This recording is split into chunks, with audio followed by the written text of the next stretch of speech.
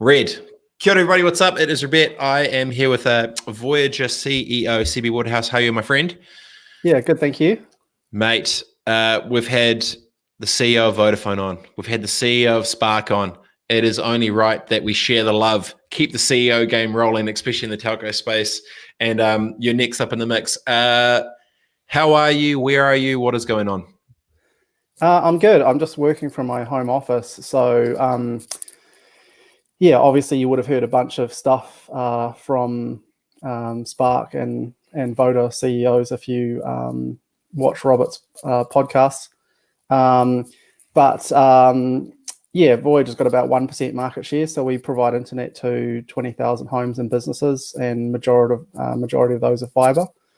And got about 110 staff. So as soon as the virus started kicking off, we did a business continuity test and basically got everyone working from home and trialed that and perfected everything. So yeah, we were pretty much ready by the time the whole lockdown happened. So we've got 110 staff working from home, call centers fully operational.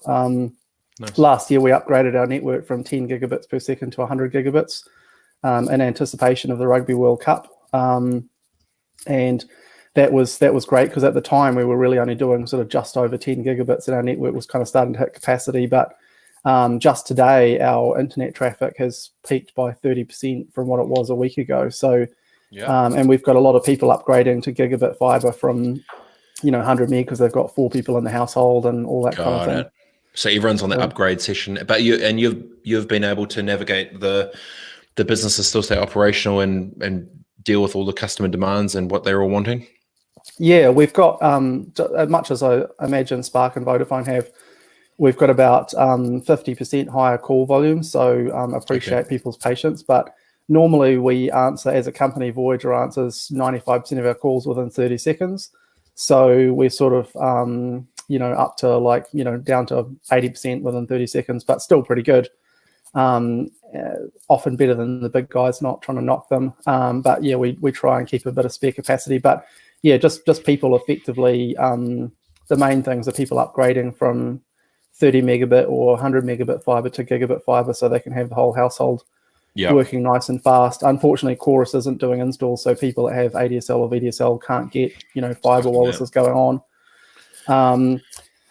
But the other thing that's interesting is, of course, that I thought that we would be relatively unaffected being an internet company and that everyone's going to be needing internet. And I own several businesses. One of them, I've got a helicopter tourism company, so that's completely dead. We've got, a machine or two on the ground with zero revenue and still have to pay the mortgages and things. So that's going to be a tough business. And property businesses, I've got 6 commercial buildings, which was, from money from past ventures, and any educational tenant or whatever is seeing stress because they're not, running schooling or whatever. But even with Voyager, interestingly, we have had a few cancellations and things because obviously every, one person's income is another person's expenses. And so, while we thought, everyone's going to keep their internet connections, there's a bunch of, bars and cafes and, schools and things that are already under pressure and saying, well, if this goes on a month or 2 months or whatever, we don't want our connection. So, I thought an internet company would be the least affected, but even we are seeing things, which means that, obviously other industries as well are going to be seeing huge, strain. I mean, obviously a lot of sympathy for, something like a viaduct bar owner where, maybe their landlord's saying you've got to pay the rent because I've got to pay the mortgage, and they've got zero income for how long, and maybe they have to let their staff go, and then when they reopen, they're going to have to try and find staff. I mean, it's going to be very hard for a lot of people. But on the other side of things, I suppose trying to stay positive, I have thought that potentially this is a bit of an opportunity for a global consciousness shift, and that we can all reconnect with our gardens and families and hobbies and those kind of things. And obviously, there is a lower environmental impact. So, there aren't planes in the sky, public transport's gone down, people aren't driving. So, I'm sure you will have seen in the news that the Venice canals, the water's clear for the first time in like 300 or 400 years, and there's dolphins swimming around close to piers in Croatia, and so maybe when people come out of their slumber and hibernation once this is all over, and they say, wow, the planet looks better and the air smells fresher, and I mean, there's people in China that have never seen a blue sky because they just live in a place that's constantly polluted. And maybe if they get to the stage where things turn around, they'll say, well, we want to make this happen permanently because we've obviously got other issues besides this, global warming, ecological destruction, forestry destruction. So maybe this is a bit of a global trial run for a real emergency and something that we needed to kick us in the pants and, get us all working together as Team Planet Earth. Yeah, you've gone a few different spots there, and I want to unpack a couple of them. But I think as well I mean, most people know your gig and where you're at and where you're from. But I think your view on this is quite interesting, right? Young buck, started a tech company, stacked cash at, I think you sold at what, 29 or something, sold at 25 mil or something. You've gone through a whole bunch of I guess ups and downs with market, and you've had a pretty crazy journey, and then you've had the health shit, and now you got the spiritual shit and whatever. And so like when you look at the world today, 2020 Seebs, how do you see it different to you did 10 years ago? Yeah, it's interesting. So, as you say, I was 29 years old. I'd been running Orcon, another internet company that a lot of New Zealanders will know or have heard of. And I sold that to Cordia, which was a government-owned, state-owned enterprise for 25 million back in 2007. And so I ended up with a huge pile of cash, 25 mil burning a hole in my pocket. Went and bought a $10 million house and other while you're under properties. 30. Yeah. So my first house was $10 million sort of property, but that was all at the peak of 2007, and then I basically spent nearly $20 million in a few weeks because people can confuse wealth with cash. So I was a young guy that had a company, but I was still living on like baked beans and renting a 2-bedroom house in Glenfield, and through my 20s, I basically sacrificed my 20s, worked 16 hours a day, 7 days a week, had no holidays. Hustle. And, hustle. built this organization that was really valuable, but I didn't have a lot of cash. I didn't have anything. And then all of a sudden the checks got so big that the temptation to just kind of sell out, got too much for me. And I regret doing that because I sort of worked my ass off, created an amazing organization, and then the checks got so big that I was just like, I'm never going to need any more money than 20 and 25 million. But then a few years later, Orcon was worth maybe 150 million. So I kind of missed out on that, the last bit of the exponential hockey stick. But essentially what happened is, as soon as I'd sold, as I say, I spent a ton of money, started partying, and then the 2008 global financial crisis happened. You got the Rari, you got the red Rari. Yeah. Just making it rain, just Verve bottles everywhere. Just yeah. My 30th birthday, I got 200 bottles of Verve, so I went through. I don't know how much it was, but balled out, dog. Yeah.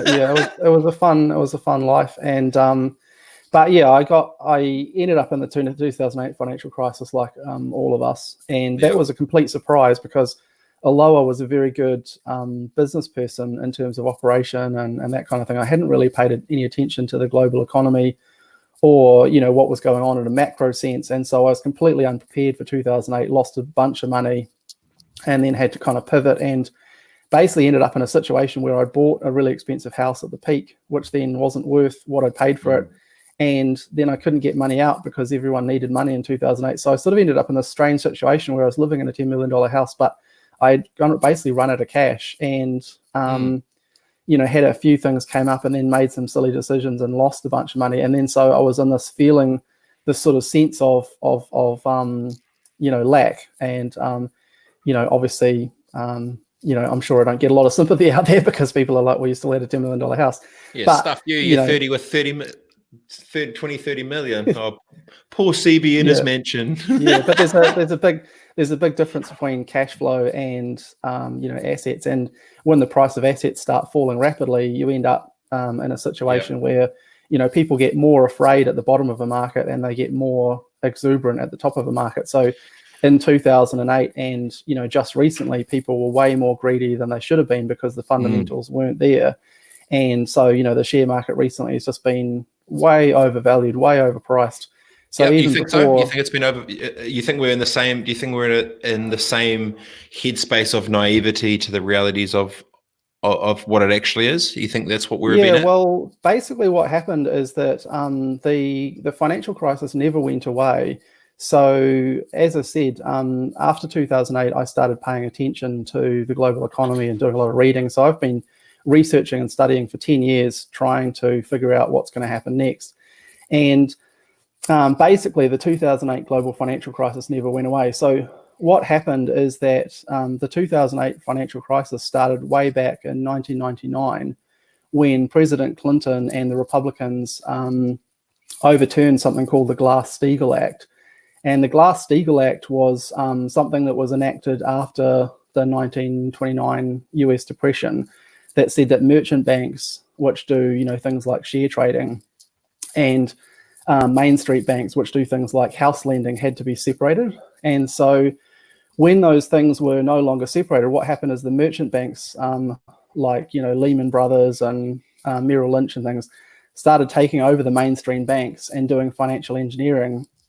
And that's when they came up with the idea of these products which are called like collateralized debt obligations or mortgage securities, where effectively the investment banks encouraged their Main Street banks to make risky loans, and then they could bundle those up and then sell them to things like New Zealand superannuation things and say, look, we've got a new product which is high return but zero risk. And then the rating agencies like Moody's basically said, all of this mortgage debt is AAA rated, even if it contained huge amounts of B and C grade things. And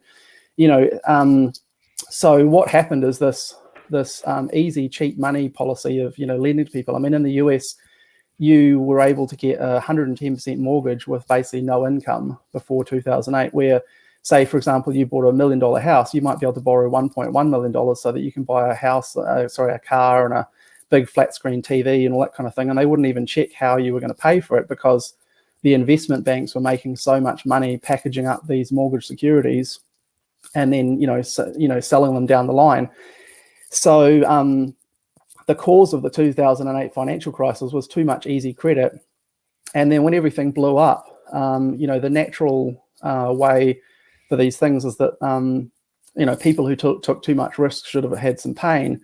But what the US decided to do, and the Federal Reserve, was bail everyone out, which was mainly, homeowners, but also really the banks got the majority of the $700 billion, TARP payout. Yep. And this is with Hank and Bernanke, right? Yeah. So essentially, all monies are basically created out of thin air. And so the Federal Reserve essentially created $700 billion, which they do by, buying government bonds. So the US government says, can we have some money? And then they create the money and then they do a swap so that it balances on both sides.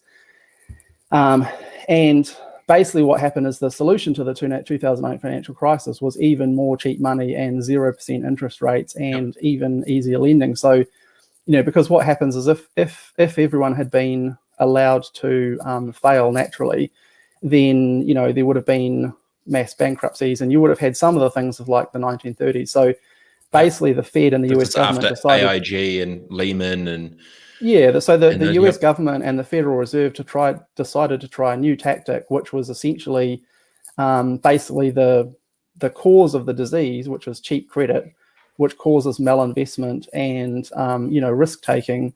The solution was even easier credit and even lower interest rates. So in 2007 interest rates were 5%, and that was probably too low, and lending was too easy. And then now we've basically had globally, US interest rates at 1%. And basically what that's meant is it's created this huge bubble. So when you can borrow money at close to zero, it makes risk-taking investments very easy to do. So for example, the US shale industry blew up, and shale is essentially where they get hot steam and pump it in under the rocks, and then they extract oil, which is not normally viable to extract. But when you're a company that can borrow money at next to nothing, then of course you make those investments. And so there's this, $1 trillion shale industry in the US and Canada that sort of exploded and blew up to compete with Saudi Arabia, which doesn't make any sense, normally.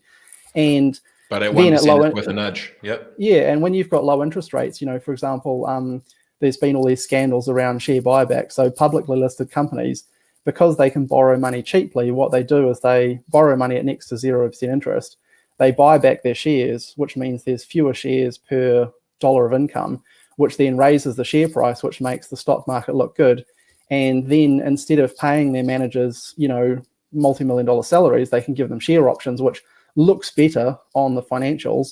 But what it does is it makes the companies significantly weaker. So the likes of 3M and Boeing are like the worst offenders, where essentially what they've done is they took a company that had huge assets, they've loaned away all of their assets. I can't remember the exact figures. I think Boeing had $60 billion of assets, and then they've reduced that by 90%, borrowed themselves up to the hilt. So it's like a person. If you have a credit, if you have money in the bank and you're living within your means, you're in a strong financial position. And if something like the virus comes along, you can weather the storm.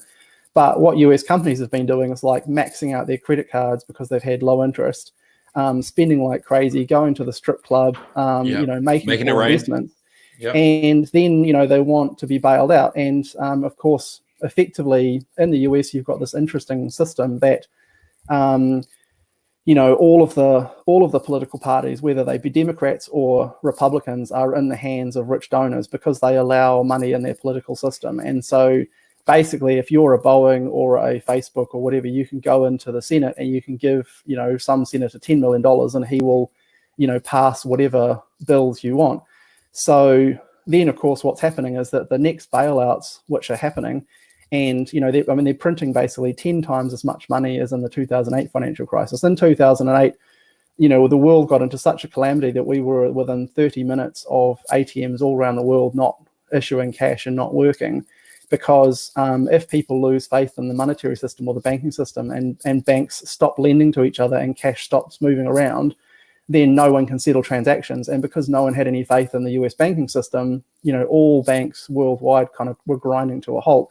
So it took a lot of effort for Obama to get the Republicans across the line to do that $700 billion bailout. And it was an arduous process, and it didn't happen too slowly. But I mean, what we've seen with the virus bailouts is the Federal Reserve almost instantly just went and printed $3 trillion. Yep. And they're printing more and more and more. So the total bailouts this time, I would estimate going to be 10 times as much as last time. But the trouble is, same strategy. Yeah, the same strategy, but the issue this time is that interest rates are already sort of at zero. So say, for example, if you've got an economy that's paying 5% interest, and then it gets into trouble, and then the government says, okay, we're going to lower interest rates to zero, then the people that were having trouble paying their mortgages or business lending or whatever, all of a sudden say, oh, well, my interest bill's gone down. I've got a little bit of headroom. I can, now I can pay my rent. Now I can pay whatever. But if you've already been borrowing at zero, making risky investments, doing share buybacks, and interest rates were already at zero, then the Fed doesn't have the ammunition of lowering interest rates. So that's out of which ammo. Actually leads further down the pipe. And so the only thing the Fed's got is basically to print money to give to people. But the thing is, there's a difference between wealth and money, and every wealthy nation has kind of confused this over time. So the Netherlands 300 years ago got this wrong, and then the Weimar Republic, Germany got this wrong, where before World War II, Germany had those trillion mark things, and you could have a wheelbarrow of money and it wouldn't pay for bread. So money is essentially a trust concept, and because the US is now printing so much money, I think that they're basically going to end up in a situation where the Federal Reserve's out of ammo. They've been able to resurrect the economy 3 times.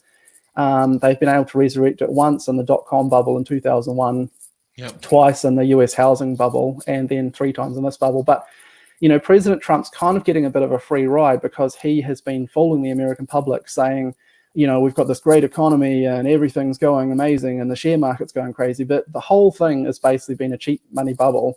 And that's percolated all around the world. So, the reason that Auckland house prices tripled over a 10-year period, and houses in Grey Lynn that were $300,000 were all of a sudden $1 million, has nothing to do with immigration and nothing to do with anything else. It just has to do with the fact that when money is cheap globally and it's being suppressed and kept artificially low, below normal lending rates, then people can afford to pay more, and so they do. So say, for example, if you are earning $100,000 a year and you have an interest rate of 10%, and you can only afford with that income, say a $500,000 house.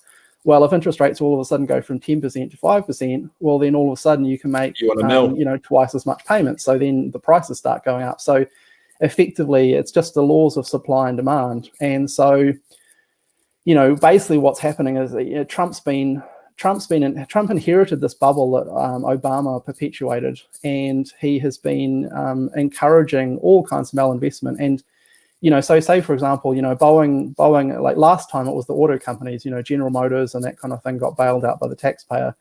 But I completely, I'm a private business owner. I have to run my business sensibly, and I run it, within the rules, and we don't have the same sort of financial system as they do in the US. But I don't believe in bailouts at all. I think that they're a terrible idea, and they're sold to the public.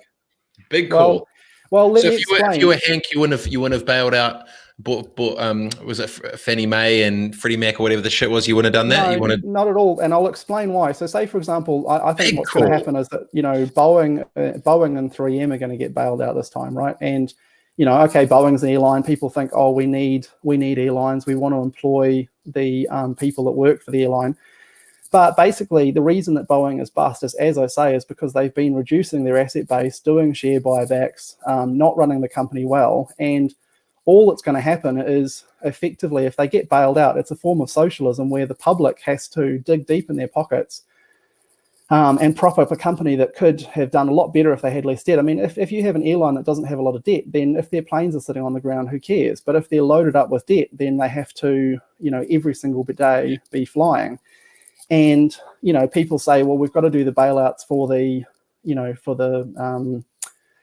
staff and things. But if we let Boeing go bankrupt, the planes aren't going to disappear. What's going to happen is that someone with a ton of money, like, the Saudis or Bill Gates or whatever, will come along. They'll buy those assets for a song, maybe 10 cents on the dollar. And then because they didn't pay a huge amount for those assets, they'll be able to run the airline a lot cheaper without the debt, because the debt then gets written off to people that shouldn't have lent that money. And then you'll have a lower priced airline who's still going to employ the people. I mean, in the US, they're talking about bailing out casinos. I mean, it's absolutely obscene. Why on earth does a casino that makes money hand over fist? I mean, the only person in the world that couldn't actually run a casino properly was Donald Trump. And now he's doing the same thing to the US economy. But, casinos are asking for a bailout. Absolutely, screw them. They can go bust, and those buildings will all still be there. The Las Vegas Strip will be there. And someone will come along with a huge amount of money, and they'll buy those casinos on, cents on the dollar. They'll reopen them. They'll employ all of the people that are there, and no one's going to lose their job. And the public then doesn't have to do that bailout. So the public is getting screwed all the time, And the reason I know you go. Sorry, the reason that people are in such a lot of pain, and they know that real wages worldwide haven't gone anywhere since 1970. And this is why you've got violence in France.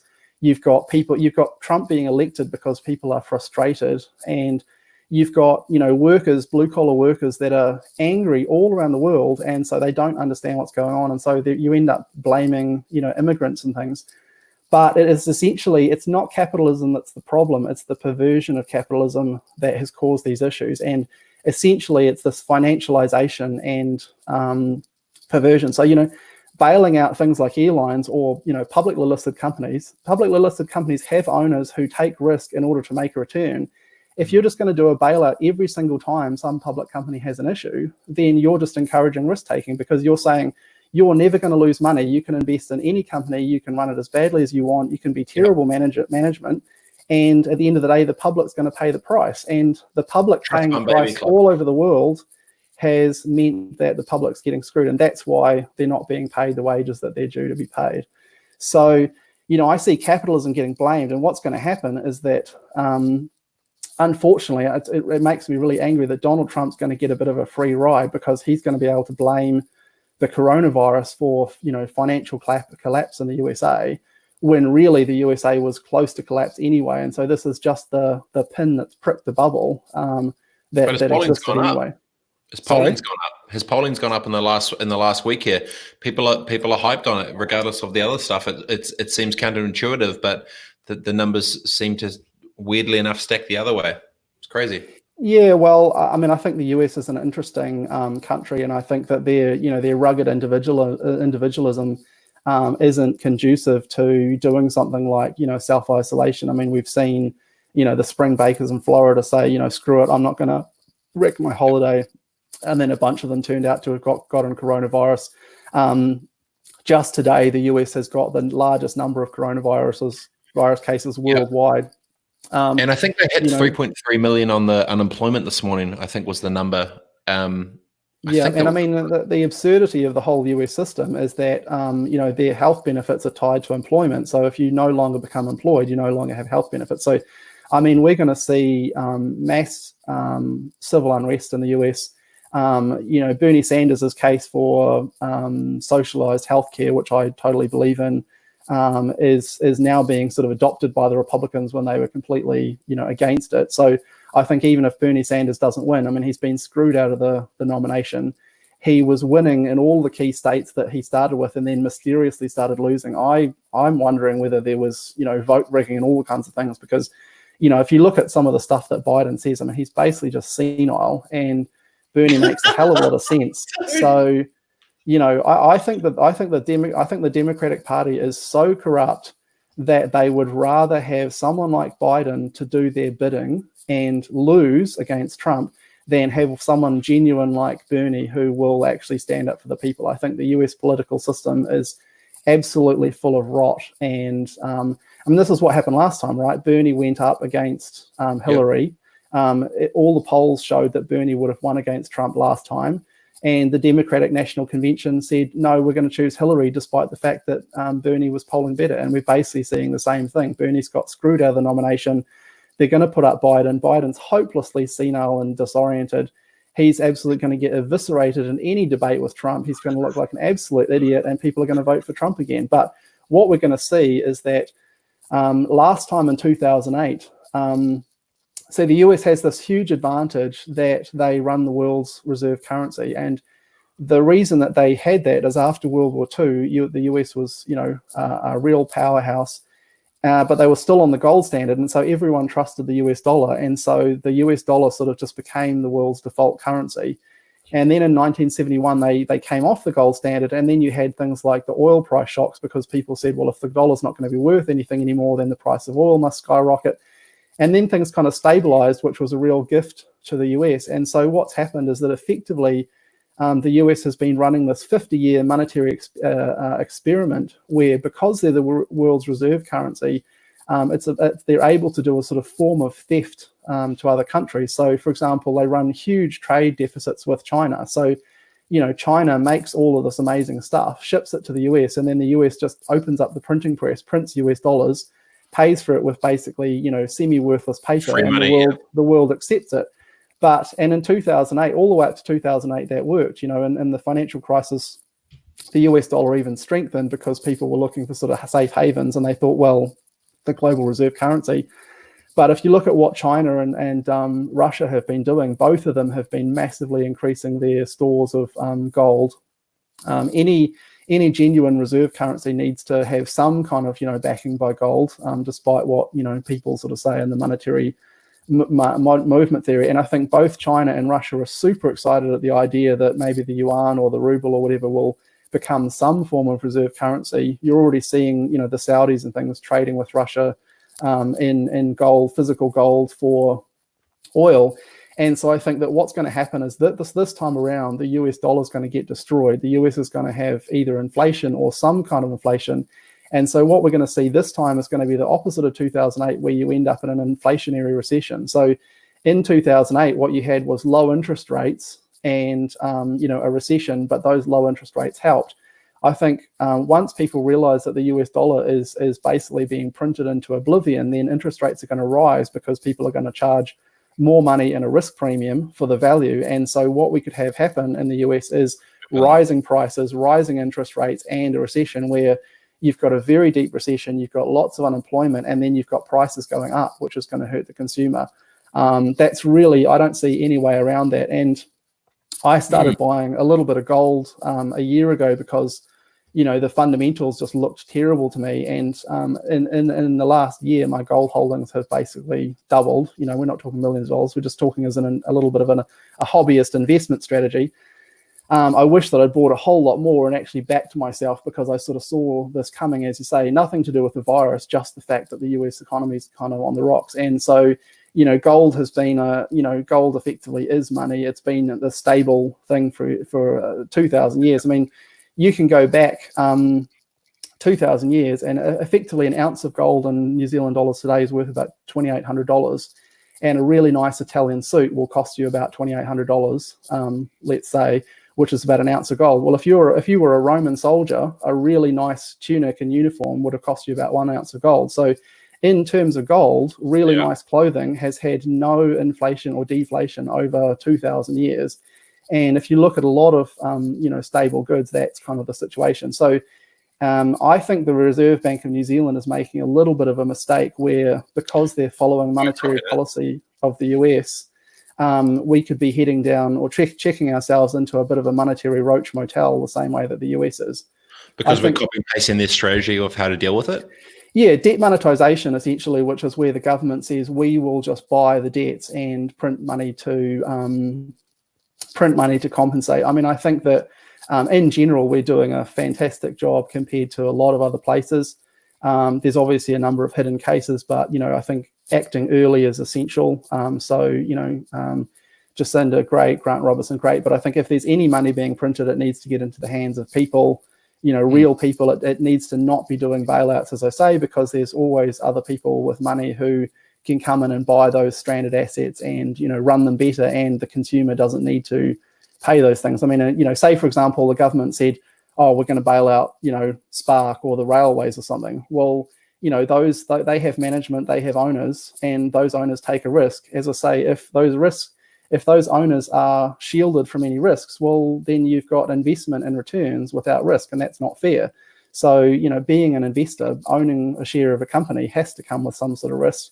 And if those companies can't survive and need to be, bought out, then so be it. So, I'm a fan of a stimulative kind of policy, and I think the RBNZ's done some good things, but I'm nervous about essentially following the US model of debt monetization, which we can then, as I say, it's a monetary roach motel where we check ourselves in, and then we can never get out of it because interest rates have to stay low forever, and then people don't have correct asset allocation, and they make investments that are not sensible. So basically, zoom out, no bailouts, don't follow the strategy of America. No bailouts of private or public companies. I think people on the ground need to be bailed out. Of course, people need money for bread and milk and all of that kind of thing. And so I'm totally a fan of that. Not to the crew, because I think you're right though. It's that idea of there's the points around if you know there's that backstop regardless what you do, it just incentivizes bad behavior. And if that lane that you're in is already predicated, I guess, not necessarily on greed or selfishness or whatever, but potentially not of the better good. I can see that, but I'm imagining that the devil's advocate would say, if you did that, then all these things would collapse. The world goes into a shit show, and then we're all stuffed, right? I'm sure that would be the argument. You were saying that is wrong. Well, look, essentially what's happened in the US over the last 30 years, say since 2000, is we've really seen a situation where any kind of profits are privatized. So say, for example, if a bank or an airline or something does well, then the CEO gets a $50 million pay package, and then that's his money. But then, losses are socialized. So every time a private company makes money, then you've got some billionaire who puts all the money in their pocket, and every time they lose money, they go and get a handout, and then the public has to pay for it. And that's why the working class is poor. There's a lot of working class people, but they are basically funding the losses of all of these organizations that they have nothing to do with. Yeah. So I've got two things. One, I've got a friend in the real estate, got two friends in the real estate game. One is basically saying with all the hits of hotels and bits and pieces, whatever, they're going to take a huge loss to the business. And then, but they're obviously quite liquid. They're saying, in about 6 months' time, it's going to be potentially a buying spree for them. Another friend in the real estate space, basically saying those with lots of money right now are so hyped for the market because they're going to come through and just steamroll a bunch of distressed assets because they've got the liquid capital to be able to do it. Do you probably sit in the middle because some of your businesses are probably hurting in some respects, and as you said before, then at the same time, and some of your things are different. How do you, if you're in New Zealand, if you're Jacinda right now, are you happy with the steps you've made to help business, or what would you change, or have you been happy with the bank stuff? With what the government's done, do you think that's been sufficient enough to keep the New Zealand economy safe and going in the right direction? Yeah, look, I think the New Zealand response has been good, and they've done an amazing job of doing things so fast. I mean, the government is saying that they are going to stand behind some, business and personal loans. And as I say, once you start getting to that territory, it makes me nervous because effectively the government has to stand behind things, I guess, to give confidence. Because if people start having no confidence, then that's when you get things like a run on the bank where everyone lines up and says, I want my money, and then they find out, well, there isn't all of the money because money circulates in an economy, and as I say, one person's income is another person's expenses. So in terms of physical dollars, there just aren't enough physical dollars for everyone to take their money out of the bank. And in times where people have confidence in the money supply, that's fine. But that's where this term "run on the bank" comes from. Everyone starts to get nervous and they say, well, I want to take my money out of the bank and I want to put my money in the mattress. If we all go to the ATM machines tomorrow, there isn't going to be the money, and then people are going to start freaking out, and then it kind of ends up in the spiral where the less confidence there is. So the government has to say, look, there's money there's confidence, that kind of thing. But I mean, yeah, it's a really unique global scenario because oftentimes these economic things will happen in a specific region like Greece, or problems with the Eurozone, or maybe there's economic impacts from a war, or something like that. But I mean, we've got a global situation where all, commerce has basically been shut down, and that creates a, supply side shock. So, as I say, one person's income is another person's expenses. And so people aren't spending. And so the whole, money go round has stopped. And I'm spending a lot of time thinking about that, what it means, and, trying to be optimistic, but I think it could potentially be very bad. But I think what it's going to, as I say, I think that what's going to happen is that it's going to lead to the destruction of the US dollar, which was on the cards anyway. And I think it's an opportunity for the whole world to create a new monetary system that works for the people, because the global monetary supply is, as I say, it's not capitalism that has an issue. Capitalism is a great system for effectively allocating resources and incentivizing people to work and work hard and be rewarded. The issue that with the whole world is this financialization, where effectively there's a small cabal of super wealthy people that control the banks and the money supply. And it's irrelevant whether you control a business if the bank can lend itself money for free or create money out of thin air, which is effectively a form of taxation. So one of the things that's a bit crazy is we're sort of, people have this concept of, okay, the New Zealand government's going to give me money, or the US government's going to give me money. There's bailouts happening all around the world, but people are forgetting the fundamental thing in that all governments are supported by the people. The people can never be supported by the government. The government is just a fictitious figurehead that we have in our mind. And so if the government just creates a whole lot of money and gives it to everyone, then all that happens is effectively there's more money in circulation. There's no more value. And so, as I say, because the US has been the world's reserve currency, they've had this advantage where they've just printed money, given that paper money to China. China then has used that to trade with the US and the rest of the world at big deficits. But China's had all the production. So, I've heard economists in the US say crazy things like, well, the US is never, ever going to go down in flames because we're the world's biggest consumer, and the American consumer is the most powerful. We've got all the money and people spend all the stuff, and that's what the world needs in order to keep the economy going. Well, if things get really bad, would you rather have a nation of consumption, or would you have a nation of production? The power is always in the production. So, let's imagine. Consume. It's the same thing with media. Let's imagine you have two little island nations, right? You have like, Fiji and Niue or something. And, one island nation, all they have is some, paper trees and a printing press. And they trade with their friendly neighbor who makes, microwaves and TVs and iPhones and medical supplies and all kinds of things. And they've had this situation constantly for 30, 40, 50 years where they just, print some money, print some paper, send it overseas, and then they get all this free stuff.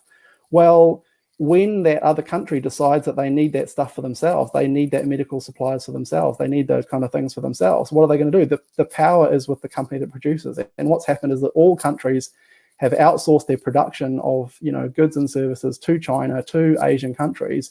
And if the world starts running out of medical supplies and those countries want those things, then they're just going to hold on to them for themselves. And the price of those things is going to escalate and rocket in other countries. And that's why I say when the world realizes that the US economy is actually broke, which is basically going to happen, then we're going to see this huge thing where maybe, the US consumer is going to start having to pay more and pay, higher interest rates and more money for goods and services. So I think that, this is not just a 4-week virus lockdown, I guess, if I can say, one thing. This is a significant re-engineering. I think when this is finished, we're going to see a re-engineering of how the world works. And that could be for good or it could be for bad. And I think in the US, they're going to have a terrible virus outbreak. Trump's done a terrible job. He's obviously going to be showing up. But, the US inclination to be like, I'm not going to stay inside. I'm an American with my gun. I'll do whatever the hell I want. That's not conducive to containing the spread. Their hospitals have only just started being overwhelmed, and the actual cases in the US of COVID-19 are probably, 250,000, not the 80,000 reported, because obviously they haven't done a lot of testing. And sometimes, it takes 2 weeks for people to get really bad. So they have, no symptoms for a week. They're transmitting the virus to all sorts of other people. It's very, stealthy infection. They start getting sick, and then they start getting really sick. So, we could have, tens of thousands of people in the US that are on the verge of, starting to swamp the system. I think swamping the US health system's only just begun, and we've already seen, doctors and nurses, in tears and this kind of thing. But at the moment, the US basically has hospital beds, but soon they're going to start running out. And when they start running out, people are going to start freaking out. And the US nature is be like, I'm going to, wander around with my gun, and then I think we're going to see martial law in the US because people, in the US want to get angry. Bringing out some of the National Guard into Chicago and New York and stuff. I was just looking at CNN now. Yeah, US has the most reported coronavirus cases in the world. 74,000 cases confirmed. New York being the epicenter. Yada yada yada. New Zealand's actually well positioned if we all flip. And I was talking to Vic Crone this morning, CEO of Callaghan, and she was saying, if we just listen and stay inside and flip and follow our instructions, we're going to be way, way, way, way better off than a lot of these places who haven't listened and gone around. Are you happy with our approach and the strategy in New Zealanders for New Zealand? Yeah, I think the thing about the virus is either the virus kills you or you kill the virus, right? So, the human immune system ends up basically fighting the virus. And if you win, you're alive, and then you have antibodies and the virus in your body is dead and it's not transmissible. Or you die and the virus has won. So the only way that the virus can live and survive is by jumping from person to person and either getting killed or killing the host. So if we're all isolated, then essentially, the virus has to die out. Now, there's obviously going to be a few people that are, getting outside of their bubble and, passing things around. And so, I really hope for New Zealand that we've gone early. I think that was a great call by, Jacinda. Absolutely essential to get on top of the virus, because every country is going to go into lockdown. So when you do it, the earlier you do it, the better advantage you have. Because if you're going to do it anyway, you may as well do it early, and then you've got a better chance of containment. So that was a number one call. That's the number one thing that the US has completely stuffed up. And it's hard for the US because they've got 330 million, as I say, rugged individuals who don't like being told what to do. Whereas in New Zealand, I think we're a little bit, happier to go along for the common good. Well, it feels like New Zealand's more in the same page. It feels it's together. New Zealand feels together. Maybe New Zealand feels as we, maybe in some respects America feels as me or individualistic, right? Yeah, but I think that say for example, there's a 100% success and we wipe out the virus in 4 weeks. Fantastic. We might be the only country in the world to do that, and it'll be an incredible result. And we can resume our economy. We're an exporting nation of we've got 40 million sheep. We've got food production. We've got good internet. There's all sorts of things we can do for the world. And hopefully we might be able to resume as a little bit of an economic powerhouse with good monetary supply, those kind of things. But the risk is that if we if we don't eradicate the virus, well, we're just going to have to keep on going into lockdown, and maybe there's repeated cycles of this going on.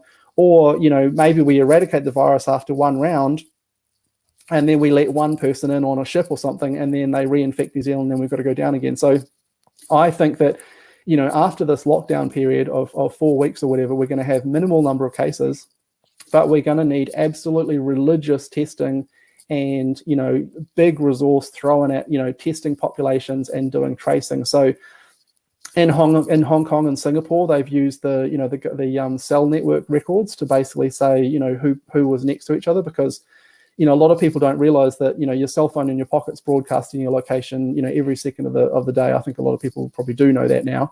Yeah. But the cell companies have that, and so if you're in contact with someone, they can basically say your cell phone was next to this other person's cell phone and this other person's cell phone. So the cell phone companies can basically tell us who was next to who else.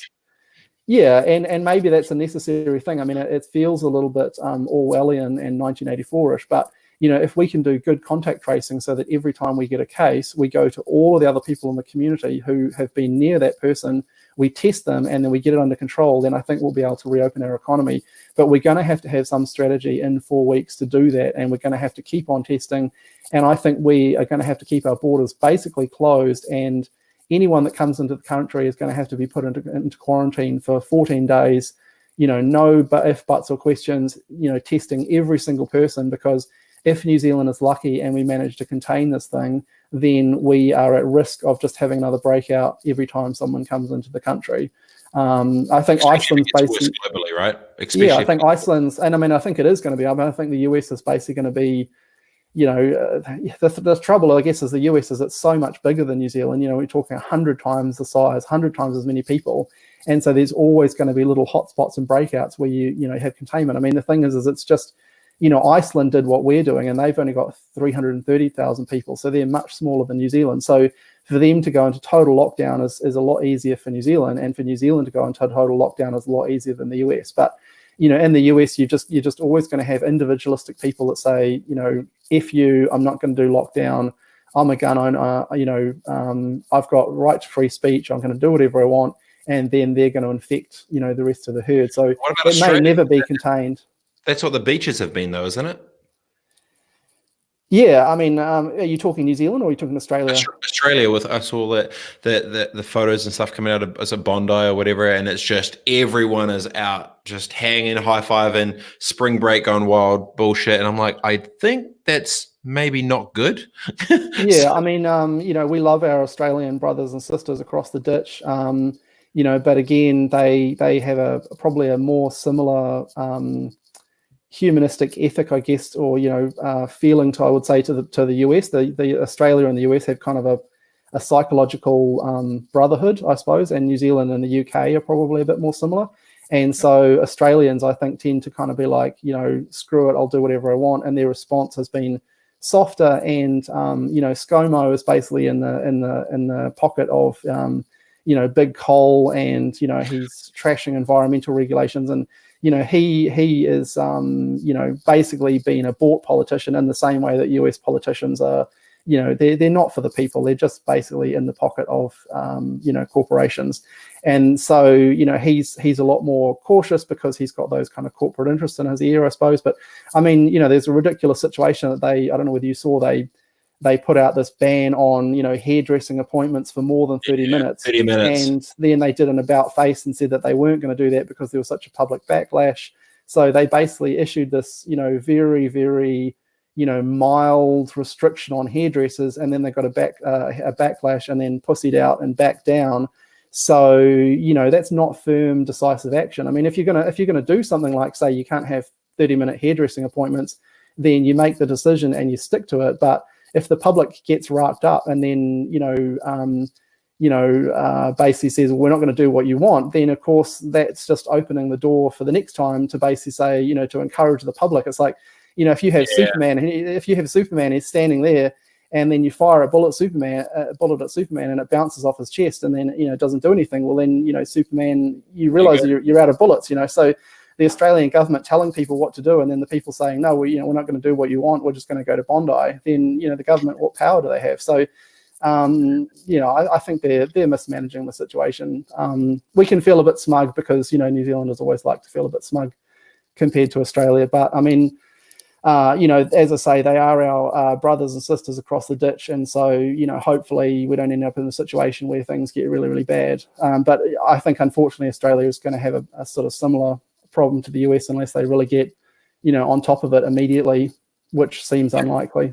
So we're going to have to be very strict in terms of not letting people in easy. We can't sort of say, well, these are people from Australia or New Zealanders living in Australia, so they can have a free pass. If New Zealand gets on top of our pandemic and we don't have any cases and we manage to clear the country out, we can't be, give a free ride to Aussies that want to come back compared to anyone else. It has to be anyone that's not from, not in New Zealand. Even New Zealanders has to go through a quarantine process, and we have to have, rigorous testing. And if there's any case, then we have to have contact tracing. And hopefully we'll be able to all get back to work in 4 weeks. And maybe we'll be one of the most successful countries in the world at doing this, because the vaccine is about, 18 to 24 months away. They've already got vaccines and trials, but, they have to make sure that they don't, hurt people, that they work, what the best method is, or what the efficacy is.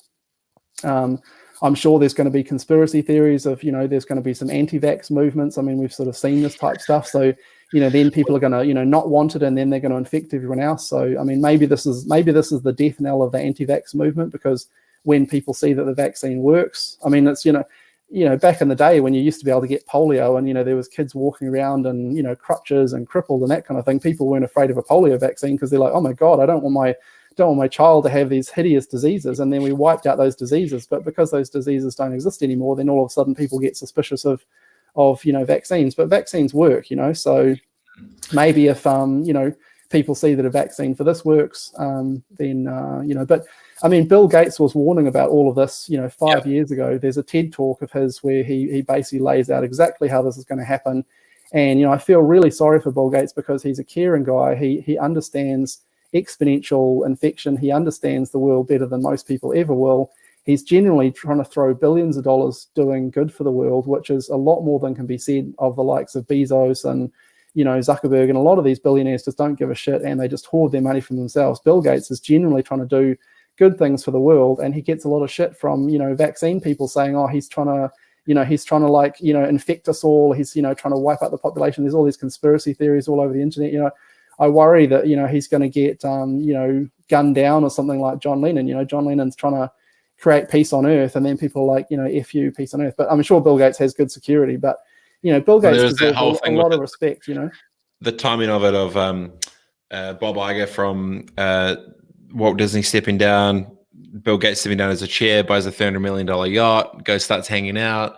Then there's the European patent that got filed in 2014 for the coronavirus vaccine, which got approved. I Googled this on Google patents around, and then it got approved in November 2019. That's very coincidental, yada, yada, yada.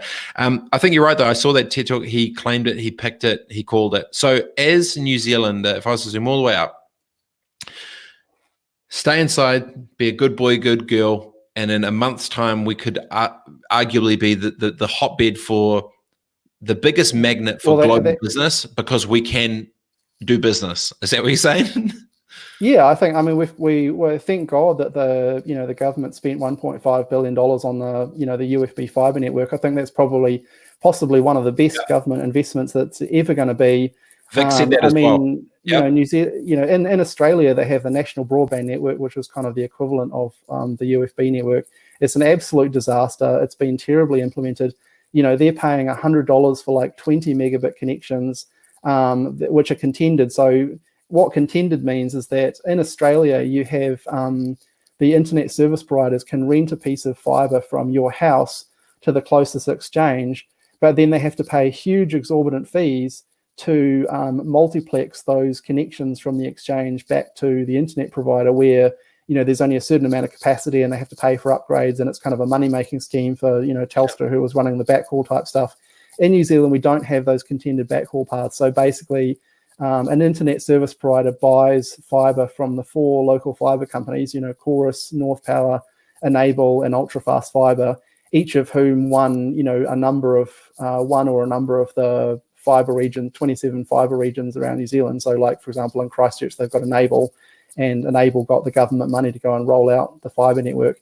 But essentially, those 4 fiber companies, you know, they deliver fiber from the person directly to the internet provider on essentially an uncontended basis. We don't have a lot of contention. And so different internet providers can provide, you know, different levels of service. You know, do you want a great help desk? Do you want, you know, fast speeds? You know, so each internet provider can, you know, kind of add their special sauce. But in general, the New Zealand internet, you know, landscape is not contended. And I mean, you can get from a number of companies, including Voyager and Spark and whatever, you can get a, you know, gigabit connection with, you know, 1,000 megabits down and 500 up that works pretty much at a gigabit speed, which is insane. I mean, I've lived in the US for the last 4 years. Half the time I was very fortunate that I actually got rid of my apartment in Los Angeles in December, which was very lucky and fortuitous. And, you know, it's the internet connections over there are not what they think. You know, people think, oh, the US has great internet infrastructure, but it's just not, because the way that it works in the US is that it's all private companies, and each private company rolls out whatever infrastructure they want. So, you know, they have like cable internet, which is about 50 megabits, which runs over the cable TV signal. And then they have, you know, some companies might have bought some of the old AT&T copper stuff. So they have, you know, some DSL type stuff, and then they have some fixed wireless stuff. But in any region, you might be able to get 2 or 3 different types of service from 2 or 3 different types of companies. But in some instances, you can only get a single service from a single company because they're a monopoly in that region, and there's no, you know, generic government money. So like in San Francisco, when I was there, you know, one of my friends, the best they could get was a shitty ADSL connection, and they're in the heart of Silicon Valley because there was no competition and there was no government infrastructure. So New Zealand has just fantastic internet. I mean, you know, world-beating internet, and our internet speeds compared to the likes of Singapore and Hong Kong are rocketing up. And it's been an amazing feat because in Singapore and Hong Kong, you know, they've had gigabit internet for a long time, but, you know, Singapore's only like 4 miles wide or whatever it is. So it's this tiny little island of skyscrapers, and it's very easy to basically run, you know, a single fiber into the basement of a ton of skyscrapers and then divvy that fiber up. It's much harder to run a fiber network past a whole lot of farmland and, you know, small houses and single dwellings and all that kind of thing. So in terms of population density, I think New Zealand has the best internet infrastructure in the entire world for the density of housing that we have. You know, I think we're about number 17 worldwide in internet speed. So yeah, if we can get the country humming and we can do a lot of work for the rest of the world, then that's great. I mean, I guess the other thing is that we don't know what the immunity level of COVID-19 is going to be. I mean, it could be, you know, if you have it and survive, you might be immune for it for life. You might be immune to it for, you know, 12 months. Different kind of viral strains have different levels of immunities that the body develops. But, you know, say, for example, if it's a year or 2 years of immunity, what we're going to start seeing is, I believe worldwide there's now about 80,000 people that have survived. And so those people are going to be, you know, the bedrock of things like, you know, caring for other people, because they're not going to be able to get sick. So at the moment, everyone has to be terrified. You know, everyone has to be in like vacuum beds, and hospitals have to be locked down. But I mean, the other thing that might start getting the world going is that pretty soon you're going to start to have hundreds of thousands, if not millions of people who have had the virus and survive, who can then, you know, do things like food deliveries and all that kind of thing and keep the rest of the world, you know, running. That's a good point, because they've already gone through it. Yeah. Is Ian Hyde still the CEO of Chorus? I should know the answer to that question. I don't know. I think so. Yeah. If he is, I'll hit him up, because he's. I should know as well. He's a homie, but I don't know if he's still in the mix. I'll have a look. This has been a good yarn, man. You've gone wide and you've gone deep, and clearly had some shit on your chest you want to get out, which is awesome. Yeah, If you thanks. were, oh no, it's good. No, you go. Oh yeah, I'm just saying. Yeah, I sort of yeah, I like to constantly research things. I've got one of those OCD sort of obsessive minds that I think entrepreneurs and business people are can be good at that kind of thing. So yeah, it's been a real interesting ride. Yeah, as I say, I knew nothing about the economy in 2007, and I've been a fantastic business person and made a huge amount of money, and then I got completely caught out not knowing anything about economics, and so I've basically spent the last 10 years trying to figure out, where did I go wrong? How can I see the next crash? Forming opinions about things, and as I say, I have quite contrarian opinions on some things, like, for example, bailouts, but I've thought very carefully about them. And so, it pains me when I see basically the consumer or the blue collar worker of the world being told that they are being helped, and then actually they're being screwed over, and people not understanding what's going on because they haven't kind of paid attention. So if I can help some people kind of understand or add some value or swing people's opinion and get a better result for blue collar workers. I mean, my parents were blue collar workers. I grew up relatively poor. I'm not like a rich kid family.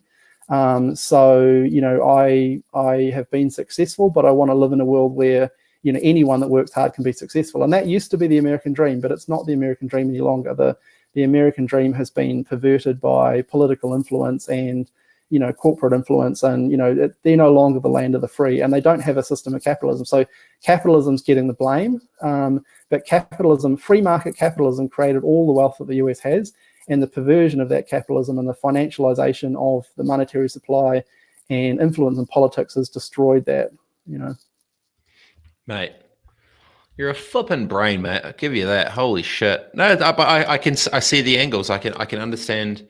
I mean, when you copy someone else's strategy, reliable data equals reliable results. And if what you're saying is true, the way it plays out, you can kind of see this thing like chess, and I can kind of see those different pieces.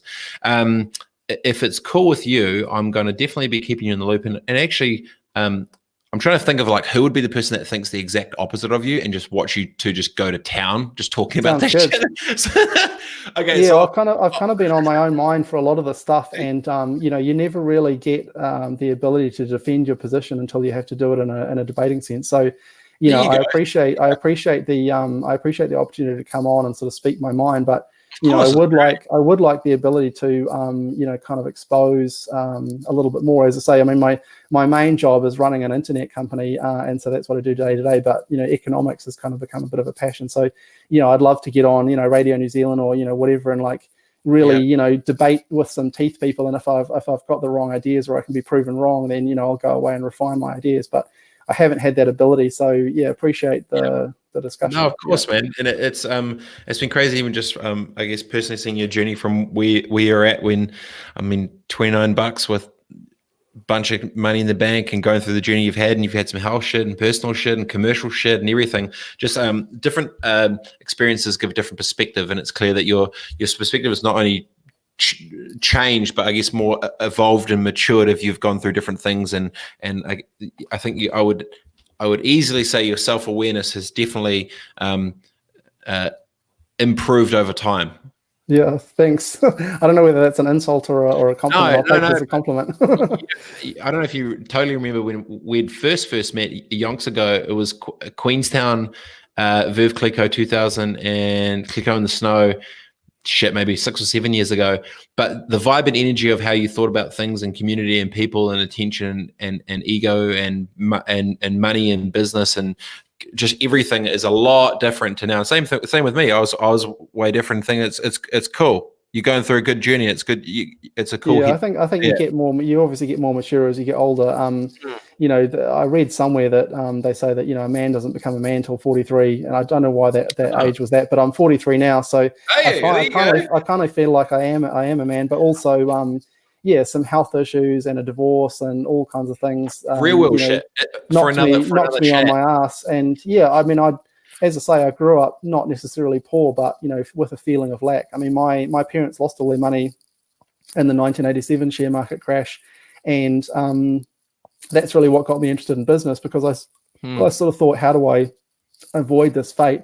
And, I don't want to have that happen to me, in the future. And then, my life went swimmingly from basically that point on. I was sort of like the golden boy where, everything I did, relatively touched to gold. And even the 2008 financial crisis, I was still okay. But then in my 30s, a few health issues, as I say, unpleasant divorce, my fault, made me reflect, my ego. I spent a year following Tony Robbins around. So one of the reasons that I started my own business is I listened to Tony Robbins's, personal power tapes, and when I was like 18 years old, as a lot of kind of, people do. And then he rocked me up of like, you can do anything. And I was like, well, I don't care that I'm 18, I'm going to do it, so I kind of owe a little bit of my success to Tony Robbins, way back in the day. And then after I went through my divorce, I was a bit lost. And then I saw a poster or something for Date with Destiny in the Gold Coast, and I thought, oh, I'll do it. And then I went across there and, went to one of his seminars, and he's got nine different, courses that he runs. And so I ended up following Tony around for a year in sort of 2016, and went. Did you meet him? Yeah, he knows me by name. We're good buddies. I'm sure if you dropped something, however much it costs to follow him for a year, he probably knows who you are. He'd be like, Well, I went to 18 of his seminars all around the world, and was basically sitting up the front. So he pretty soon started to recognize me. So what a journey! Yeah. So just quickly on that, because I obviously going to have it back. So mine was going through having children stuffed me up. Having children changed my perspective, and then also losing my grandparents because I'm named after them, Ron and Betty, for robett. That stuffed me up as well. And I think these moments hit you. You had your personal stuff, commercial stuff, relationships, whatever, and it changes. And I mean, shit, if you're saying 43. Dude, I've still got 9 years to go till I become an adult. I don't know if I'll ever grow up. I'm not sure. I've gone pretty wide so far. It's like, geez, who knows where I'm going to be? Yeah, well, I mean, I'm sorry to hear about your grandparents. My father passed away about 6 months ago. And that was a difficult situation, because he ended up taking his own life. He struggled with depression and things. And it was interesting. I'm dealing with that, and I've dealt with that. But subsequent to my dad taking his own life, I've had 3 friends take their own life in short succession. And in the last year? Just recently. And actually, I had an ex-girlfriend of mine that was, murdered in the USA horrifically.